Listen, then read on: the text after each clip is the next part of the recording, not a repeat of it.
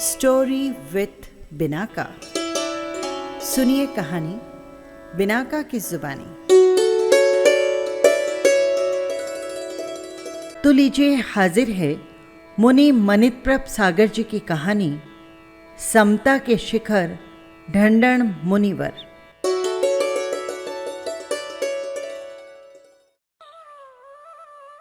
वासुदेव श्री कृष्ण के पुत्र ढंढन कुमार ने अभी यौवन की दहलीज पर कदम रखा था। उनका सुकोमल शरीर कमल की तरह सुगंधित था, तो आंखें झील से गहरी प्रतीत होती थी। होठ खिली हुई पंखुड़ियों के समान सुंदर थे, तो काया कंचन की भांति चमकती थी। एक बार परमात्मा नेमिनाथ की देशना सुन विचारों में वैराग्य की लौ प्रज्वलित हो गई। उनके भावों में संयम की सुरावलियां गूंजने लगी।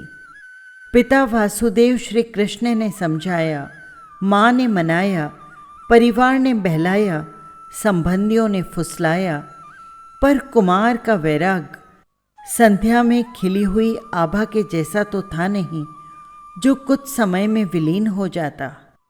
हर अवरोध के साथ उनका संकल्प दृढ़ होता गया।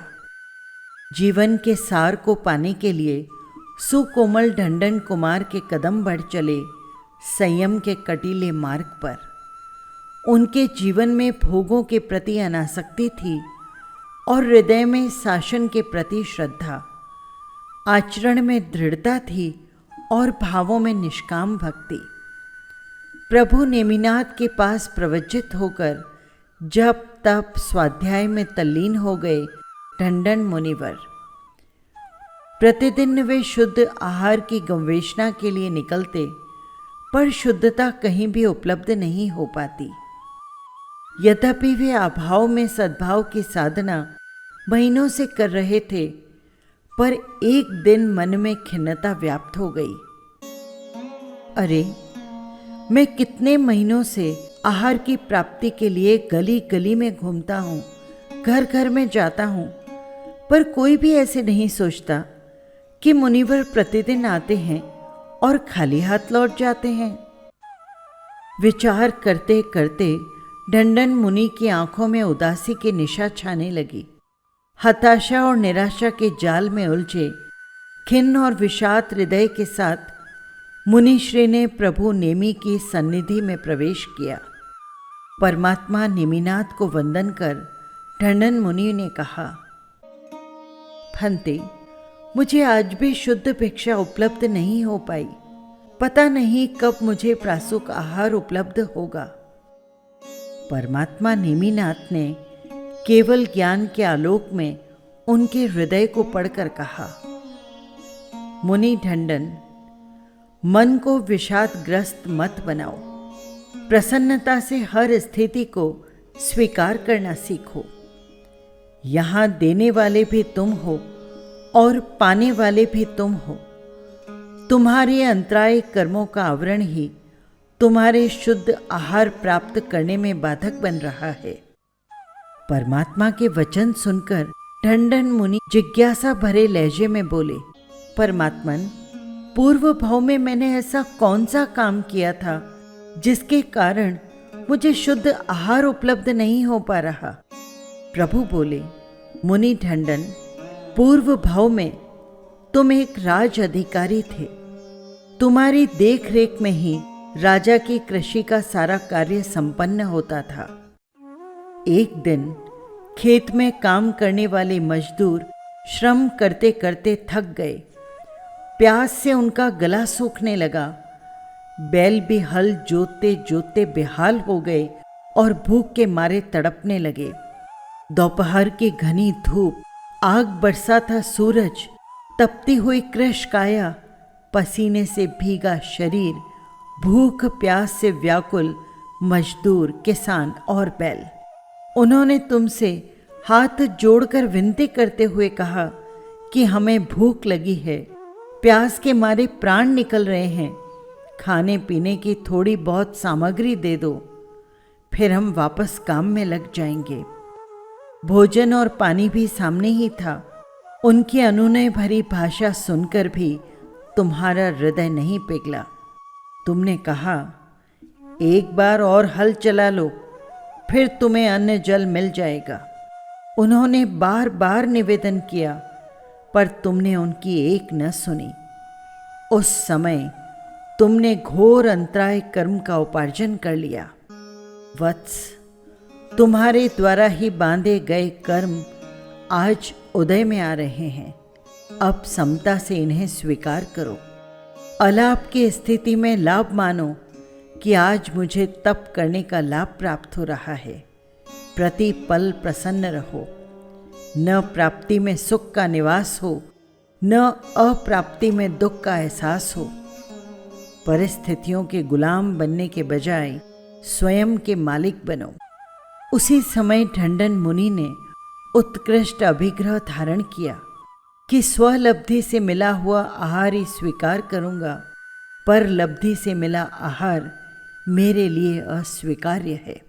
प्रभु की वाणी सुन ढंडन मुनि के हृदय का खेद मिट गया, उनका उद्वेग समाप्त हो गया।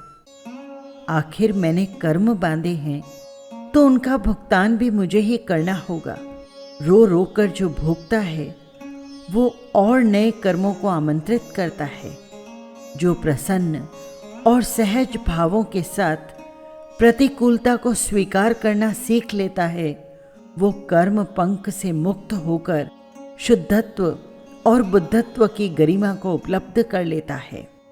आज नहीं तो कल, आखिर कभी न कभी तो अंतराय कर्म का आवरण हटेगा, कभी न कभी शुद्ध आहार मिलेगा।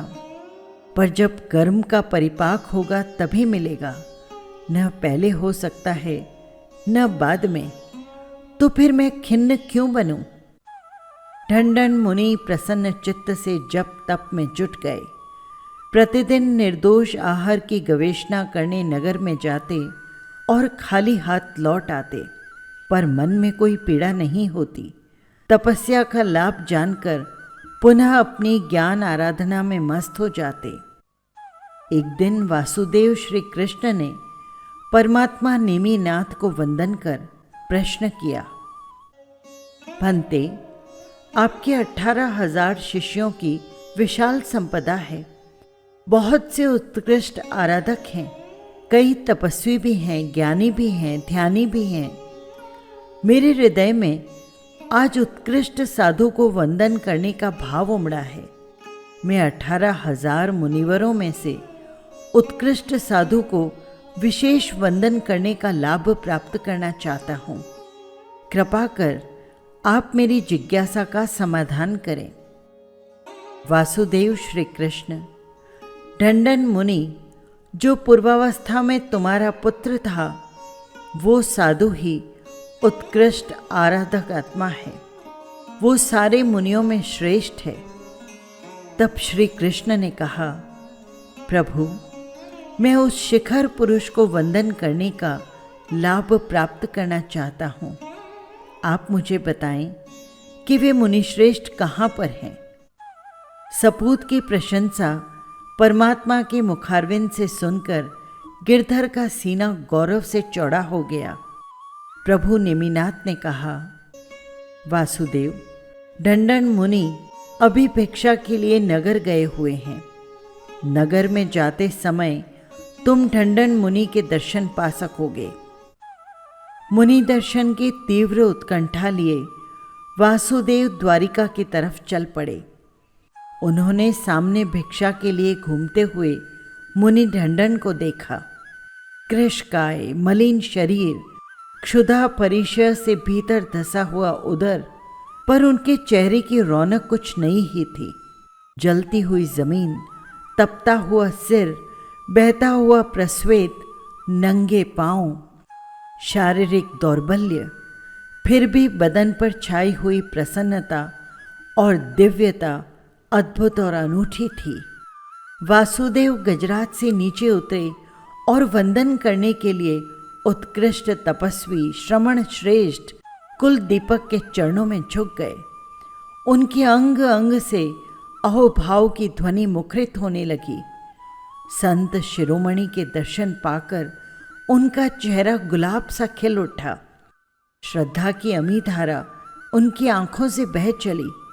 हृदय भर आया, कंठ अवरुद्ध हो गए, भावों की वीणा गूंज उठी। अहो भाग्यम महापुण्यम, दिव्य विभूति के चरणों में अनंत अनंत नमस्कार। आप वंदना स्वीकारें मुनि श्रेष्ठ। मुनिवर धर्म लाभ प्रदान कर आगे बढ़ गए। वासुदेव श्री कृष्ण हाथी के हौदे पर बैठकर महातपस्वी ढंडन कुमार के चरणों में पुनः वंदना कर रहे थे। अहो मेरा, मेरे कुल का और इस द्वारिका नगरी का कितना महान पुण्य है, जहाँ जन्म लेकर ऐसी पुण्यशाली आत्मा तप और त्याग के द्वारा अपना जीवन उज्जवल कर रहे हैं, परिवार का और अपने पूर्वजों का नाम रोशन कर रहे हैं, यादव कुल की गरिमा में 4 चांद लगा रहे हैं। जब वासुदेव श्री कृष्ण श्रमण श्रेष्ठ ढंडन मुनि के चरणों में श्रद्धा सुमन समर्पित कर रहे थे, उस समय झरोके में बैठा एक श्रीमंत उन्हें देख रहा था। वो श्रीमंत सोचने लगा, अरे इस मुनि के चरणों में महाप्रतापी वासुदेव श्री कृष्ण भी सिर नमा रहे हैं। निश्चित रूप से ये कोई महान साधक प्रतीत होता है। क्यों न मैं भी मुनिवर को आहार प्रदान कर अपना जीवन सफल करूं। उसने मुनिराज के पास जाकर निवेदन किया, मुनिराज मेरे घर पधारें, मेरे आंगन को अपनी पवित्र पद रज से पावन करें, आहार ग्रहण करके मेरे जीवन को धन्य करें। श्रीमंत का निवेदन सुनकर ढंडन मुनि उनके गृह आंगन में पधारे। आहार लेने से पहले उन्होंने प्रश्न किया, भद्र क्या तुम मुझे जानते हो? मेरा नाम ठाम पहचानते हो? मैं किनका पुत्र हूं ये जानते हो? उस श्रेष्ठी ने विनय भरी भाषा में कहा, मुनिवर मैं न तो आपका नाम जानता हूं, न आपके माता पिता और परिजनों से परिचित हूं। मैं आपका कुल वंश गोत्र कुछ भी नहीं जानता। मुनि ने फिर प्रश्न किया, क्या आप जानते हैं कि मैं किनका शिष्य हूं? मेरे गुरु का नाम क्या है? मुनिंद्र मैं न तो आपको जानता हूं, न आपके गुरुदेव को जानता हूं। मैं तो बस यही जानता हूं कि आप एक मुनि हैं, तपस्वी साधु हैं, महाव्रतधारी हैं। मुनि ने सोचा, आज मेरे अंतराय का बंधन टूट रहा है। स्वलब्धि से निर्दोष द्रव्य उपलब्ध हो रहा है, अलाप का आवरण हट रहा है और अभिग्रह पूरा हो रहा है। मुनि ने स्वलब्धि से प्राप्त हो रहे आहार को भिक्षा पात्र में स्वीकार कर लिया। श्रेष्ठी ने शुद्ध और भक्ति भावों से मुनिराज को मोदक वहराया। भले ही 6 महीनों में तपोनिष्ठ मुनि को आज पहली बार स्वलब्धि से शुद्ध भिक्षा उपलब्ध हो रही थी, पर उनके मन में अतिरिक्त प्रसन्नता नहीं थी। मुनि प्रवर ढंडन भिक्षा लेकर परमात्मा के पास पहुंचे और प्रभु से कहा, प्रभु आज मुझे 6 माह के अंतराल में पहली बार स्वलब्धि से निर्दोष आहार उपलब्ध हुआ है। मुनि के चेहरे पर अभिग्रह फलने का और निर्दोष भिक्षा मिलने का कोई विशेष हर्ष नहीं था। वे पूर्ववत सहज और निर्मल थे।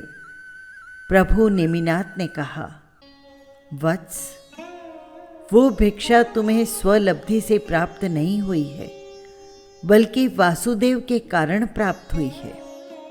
ढंडन मुनि ने पूछा, फंते ये कैसे? वासुदेव के द्वारा जब तुम्हें वंदना की जा रही थी, उस दृश्य को देखकर वो श्रेष्ठी प्रभावित हुआ और तुम्हें अपने घर ले जाकर आहार प्रदान किया। तुम्हारा अभिग्रह अभी तक फलीभूत नहीं हुआ है, ये पर लब्धि से प्राप्त हुई भिक्षा है। मुनि ने सुना तो उनका धीरज और ज्यादा गंभीर हो उठा। उन्होंने सोचा, जो आहार स्वलब्धि से नहीं मिला है वो मेरे लिए सर्वथा त्याज्य है। किसी के निमित्त से प्राप्त हुआ आहार किसी भी कीमत पर मेरे लिए ग्राह्य नहीं है। इन विचारों में मुनिवर का संकल्प बोल रहा था। उनके संकल्प बल की कर्म राजा कड़ी परीक्षा ले रहे थे, पर मुनि न आहत हुए न उदास। वे चिंतन कर रहे थे, अरे परमात्मा ने मुझे प्रतिज्ञा भंग के दोष से बचा लिया। यदि प्रभु नहीं बताते तो आहार ग्रहण कर मैं दोषयुक्त बन जाता। मुनिवर आहार परखने के लिए जंगल की ओर चल पड़े। अलाप के कारण उनके चित्त में कोई पीड़ा नहीं थी, परंतु इस स्थिति में उनका मनोबल और आत्मबल और ज्यादा मजबूत हो उठा। जब आहार की प्राप्ति में आनंद नहीं था तो अब त्याग करते वक्त कैसा दर्द। क्षीण देह बल के मध्य संकल्प का दीपक पूर्ण तीव्रता से प्रदीप्त हो रहा था। वे निर्जन जंगल की ओर बढ़े। निर्वत भूमि की गवेषणा कर आहार को परखने लगे। धीरे धीरे लड्डू चूर रहे थे और उनकी भावधारा में यकायक विस्फोट हुआ। एक तरफ वे मोदक चूर रहे थे और दूसरी ओर कर्म दलितों का विनाश हो रहा था। मुनि क्षपण श्रेणी में आरूढ़ हो गए। भावनाएं शुद्धता के शिखर की ओर बढ़ने लगी। देखते देखते मोह के तंतु टूट गए और कुछ पलों में मुनि चारों घाती कर्मों का क्षय कर 13वें गुणस्थान में प्रविष्ट हो गए। कैवल्य के प्रकाश से आत्मा खिल उठी। ढंढन मुनि बन गए संपूर्ण ज्ञान के स्वामी। सकल अंधकार मिट गया और शाश्वत ज्योति मिल गई। आकाश में देव विमान घिर गए। देवताओं ने सुगंधित पुष्प नीर की वृष्टि की। देव दुंदुभी के निनाद से पूरा वायुमंडल गूंज उठा। दुंदुभी का मधुर आरव सुनकर एक मुनि ने परमात्मा नेमिनाथ से प्रश्न किया, भंते, ये देव दुंदुभी की स्वर लहरियां कैसी? क्या कोई मुनि केवल ज्ञान को उपलब्ध हुए हैं? प्रभु ने कहा, हाँ मुनि, ढंढन मुनि केवल ज्ञान के स्वामी बन गए हैं। इसीलिए सुरगण जय जयकार कर रहे हैं। दिव्य नाद से केवल ज्ञान का महोत्सव मना रहे हैं। बस यही थी कहानी। आपको कैसी लगी कमेंट बॉक्स में ज़रूर लिखिएगा। और हाँ, यदि आपने चैनल को सब्सक्राइब नहीं किया है तो कर लीजिएगा। फिर मिलेंगे किसी नई कहानी के साथ। जय जिनेंद्र।